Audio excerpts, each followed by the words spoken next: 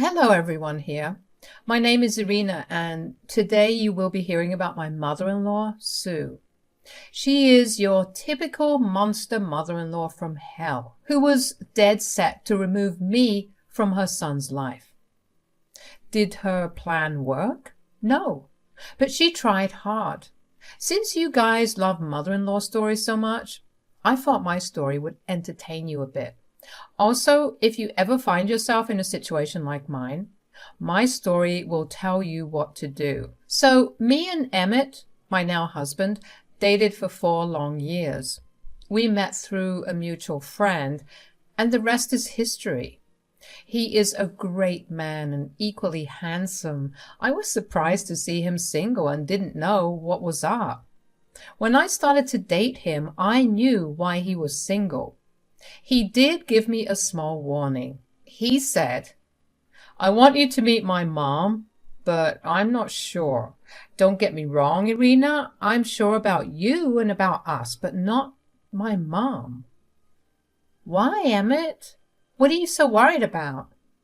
"She won't react positively to our relationship. I don't want you to get this wrong. It's not like you are the wrong candidate or something. Mom just doesn't like when I bring a woman home." "Seriously? But you are past 20 now. Why would she have a problem with that?" "Well, I grew up with my mom alone since my father left before I was born. My mom just fixated on me a lot. It makes her jealous to see another woman in her life." And that was only a small warning, which didn't even come close to the real deal. God, Sue was a mad woman. I don't even know how to put this politely. She is absolutely insane. When Emmett finally took me to meet Irina, she didn't talk to me or even look at me the entire dinner. It was really embarrassing and awkward for everyone. Emmett tried to include me in the conversation, but Irina just ignored me and changed the topic. She was stonewalling me. When I asked her something directly, she would stay quiet and talk only to her son. That woman was determined to show me my place. Emmett apologized to me 1,000 times after leaving the dinner. He did it over the phone since he had to drive his mom home. Did I mention that he lived with her? Yeah. Sue would pull health scare stunts and cry a river whenever he wanted to move.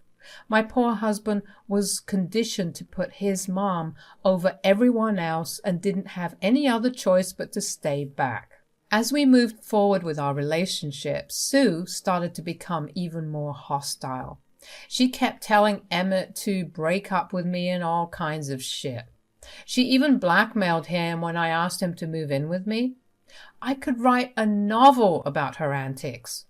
I put up with her horrible behavior because I loved Emmett, and he loved me too. But things got worse after I married Emmett. On my wedding day, Sue walked up to me and said, "Don't be so happy, Irina. This marriage will not last a year. I will make sure of it." "What? What are you saying, Sue? Who says things like this at a wedding?" "I don't care about your stupid wedding. You will never steal my son away from me. I can promise you that. I will make sure this marriage dissolves, and then I will have my son back where he belongs." "Emmett loves me, and I love him too. Don't you want your son happy, Sue?" "My son was perfectly happy with me. He didn't need you in his life. I don't care how you managed to trap him, but you won't be here for long. I won't allow some woman to take over my son. I am and will be the only woman in his life. I hope you remember that." Her words made me cry on my wedding day. As if this wasn't bad enough, she also cut up my wedding veil and threw out my flower bouquet. It was a disaster, but I and Emmett still got married. Emmett tried to get his mom to apologize, but that apology never came. What was worse was the fact that we had to live in Sue's house after the wedding. On my wedding night, I cried to Emmett and said, "I can't do this, Emmett. I love you and really want to marry you. I want this marriage to work, but I can't stay here. I can't have Sue in our lives." I'm so sorry for my mother's mistakes, Irina. You know I am the only one she has. I cannot cut her off. Please understand my situation. Sue will make my life hell in her house, Emmett. Can't you see that? I will be miserable here. I already am. I promise I will figure out something about the living arrangements. I won't let you suffer for long. Please, just give me some time. Emmett assured me that he would do something as soon as possible. He did keep that promise. Within 3 months, Emmett took a job opportunity in another country. The pay was exceptionally good and he decided to take it. Sue wasn't happy and threw some major tantrums. But she calmed down when Emmett said that she could come and visit.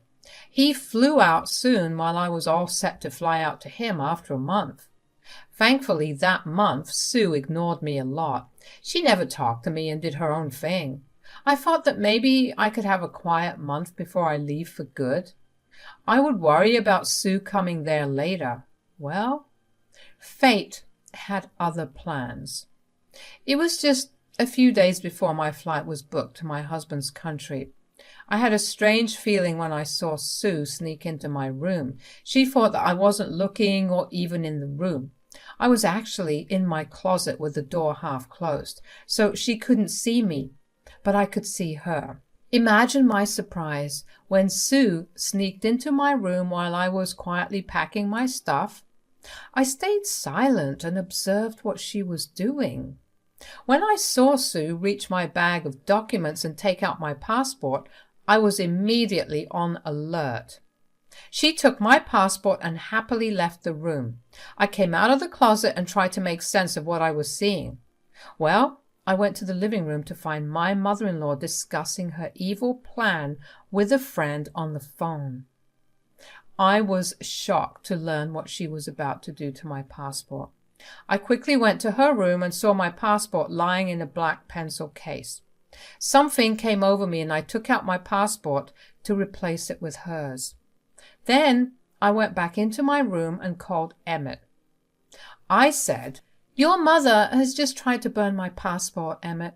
She came into my room and took my passport. She thought I wasn't there, but I was in the closet packing my stuff. I overheard her plan when she was telling a friend on her phone." Whoa, what are you saying, Irina? Mom tried to ruin your passport? This can't be true. Oh, God, it can't be true. This is true, Emmett. I wish it wasn't. I have my passport safe with me, but I replaced my passport with hers. I wanted to give you a heads up about it. My mom can't do this, Irina. I'm sure she'll be back out. Why don't we find out? I will make sure I have proof. In that case, I will make sure she never stays in our lives. I knew that Emmett would have a hard time believing the truth. It was his mother, after all. I didn't blame him, and I knew I could prove everything to him. Sue liked to boast, and she would spill the beans to me to make me sad. It was only a matter of time. I made some plans and quickly packed my stuff. I was waiting for an out to leave this place for good. The next morning, Sue seemed to be in a good mood. She was cheerful and kept giving me smirks. I knew that this was the time to use her cocky behavior against her, so I sat down and said, "Hey, Sue, have you seen my passport anywhere? My flight is in 3 days and I cannot find it anywhere." "Ah, your passport. I think I know where it is." "Oh, really, Sue? Thanks for finding it. I must have misplaced it. Can you give it back to me?" I already knew where my passport was. I was just baiting her. I wanted her to spill the truth about what she was going to do to my passport. And Sue took the bait without even being suspicious. She looked at me and laughed at first. Then, with the meanest voice she could muster, she said, "No, I can't, Irina. I have destroyed your passport so that you cannot live with my son in another country. It had been burned to ashes. Now you will be forced to stay here while I go and have a good time helping my son build his life there. Things will be just like they were before you came into the picture. Oh, really, Sue? You think it will be that easy to remove me from my husband's life? Have you forgotten the fact that I am not his girlfriend anymore? I am his freaking wife. Divorces happen to a lot of people, Irina. Not all marriages are meant to last a lifetime. It will be easy for me to get rid of you now. I will be around Emmett a lot of times while you sit here unable to do anything. A few months in, I will be able to convince him to leave you. Then there will be nothing holding us back anymore. This time, I won't allow him to bring in worthless people to replace me again. The way Sue had planned this entire thing was disgusting and amusing at the same time. She was so hell-bent on being the only woman in her son's life that she was ready to do anything. All this while she had been quiet because she was planning this whole thing. It's really impressive how fast she can come up with a plan to destroy my marriage and her son's life. She was confident that her son would listen to her and divorce me straight away.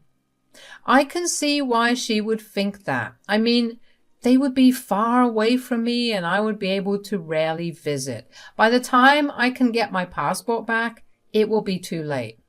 It was a brilliant plan, I'll give her that.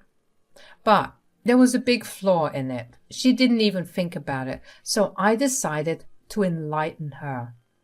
I said, "That's a nice plan you've got there, Sue. I'm very impressed, but it is not going to work.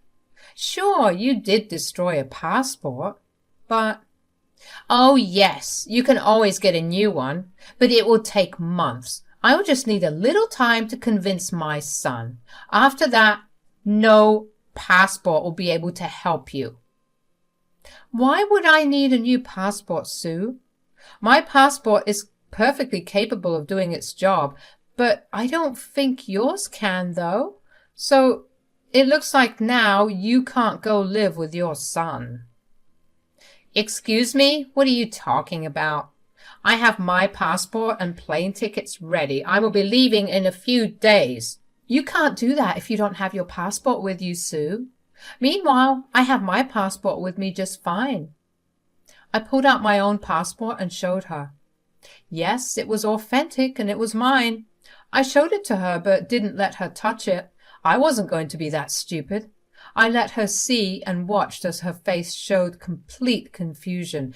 It was like she couldn't comprehend how my passport got back from the grave and was in my hands. She looked shocked and said, "Wait a damn minute. How is that possible? No. This must be fake. I destroyed your passport with my own hands. I made sure it was burned to ashes. This can't be real."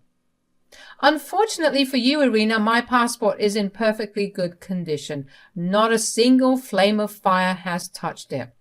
But I can't say that for you." "What are you talking about, Irina? My passport is also perfectly all right. Wait, I'll get it and show you." Sue went to her room to retrieve the passport. She left in haste and looked confident, but when she came down a few minutes later, she looked panicked and scared. She said, "What the hell, Irina? Where the hell is my passport? Did you steal it? This is not funny, Irina. Give me my property back. You can't do this to me." "I didn't take your passport, Sue, but I do know what happened to it." Tell me where my passport is. Tell me right now." "You burned it with your own hands, Sue. Have you forgotten the events that happened last night? You took your passport out, put it in the fireplace, and watched it burn. You looked really happy back then." No. That can't be my passport. No, that's not possible. That can't be mine. I checked." "Yes, you checked when you stole my passport and took it to burn it. But in your haste, you forgot to check it one more time before throwing it into the fire. Thankfully, I knew what you were up to and quickly swapped my passport with yours. It was easy. You had it right beside mine." Sue looked like I had shot her in the chest. She clutched her chest and looked like she was about to have a panic attack. And I was in no mood to help her at all. She looked stricken with panic and fear. Sue also had tears in her eyes and didn't know what to do. She said, "You monster! How could you do this to me? Oh my God! How will I get to my son?" Wow, Sue, it is okay for you to destroy my passport, but I am a monster because I replaced it with yours. That's rich coming from you. Also, I don't think you need to worry about joining your son anymore. What? What are you talking about? This is not over. I will get a new passport and tell my son what you have done. I will do everything in my power to make you pay for this. A replacement passport won't do you much help, Sue. I don't think your son would want you to come to his place anymore. Emmett would like to say something on this matter. I picked up my phone and turned on the call volume. Sue thought that I would confront her without having a witness. Well, that wasn't going to happen, of course. So I called Emmett and put him on speaker. I also made sure to tell him to mute the call while you turned down the call volume so that Sue doesn't know there is someone on the phone. And boy, it worked wonderfully. Sue went from looking angry to crying when she heard my husband say, "What the hell, Mom? What the hell did you try to do?"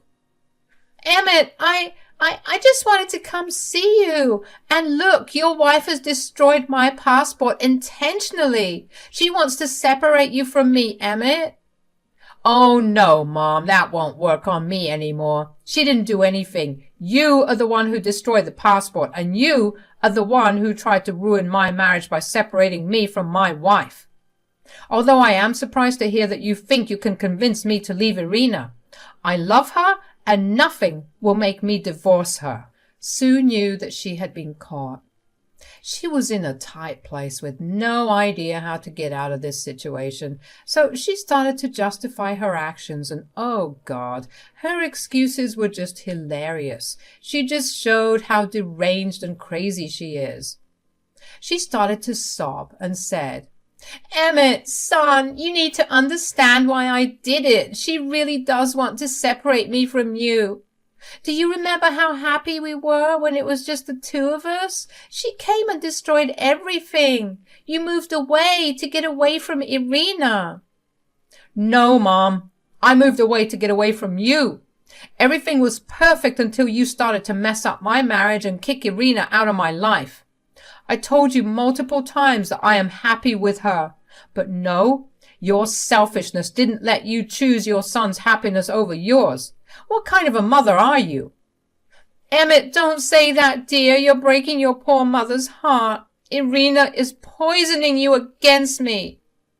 "Irina has been nothing but patient with you. You don't get to blame your evil deeds on my innocent wife. God, I don't know how you could do this to your own son. You know what? I don't even care anymore. Irina is right. I don't want you to come here. If you do, I will throw you out. I want nothing to do with you anymore." Hearing this, Sue started to bawl. She was slowly becoming uncontrollable while she begged Emmett to forgive her. She was desperate to get back into his good graces and started to make stories about how I was abusing her at home. Emmett knew that all those stories were bullshit and said so himself. My dear mother-in-law kept crying and pleading with Emmett not to do this to her. Meanwhile, my friends arrived at the door and were ready to move my packed stuff to their house.